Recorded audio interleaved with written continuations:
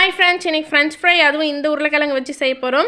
அதுக்கு இந்த உருளைக்கிழங்கு தோல் சீவிட்டு நீளமாக கட் பண்ணி நல்ல ஹாட் வாட்டரில் ஒரு 5 மினிட்ஸ் போட்டு வச்சுக்கலாம்.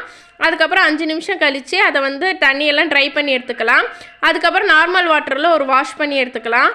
அதுக்கப்புறம் ஒரு காட்டன் துணியில் இந்த உருளைக்கிழங்கெல்லாம் போட்டுட்டு ஈரமே இல்லாமல் ஃபஸ்ட்டு தொடச்சிட்டு அதுக்கப்புறம் ஒரு 5 நிமிஷம் ஆற வச்சுக்கலாம்.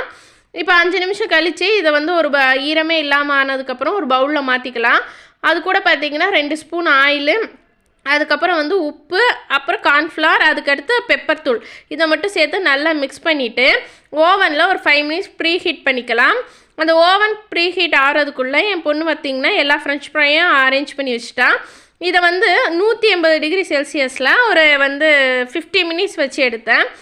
சூப்பரான ஃப்ரெஞ்ச் ஃப்ரை நல்லா மொறுன்னு கிறிஸ்பியாக ரெடி ஆகிடுச்சு. நீங்களும் வீட்டில் ட்ரை பண்ணி பாருங்கள். ஓவன் இல்லாதவங்க இதை ஆயிலில் ட்ரை பண்ணி கூட எடுத்துக்கலாம். சூப்பராக இருக்கும் ஃப்ரெண்ட்ஸ்.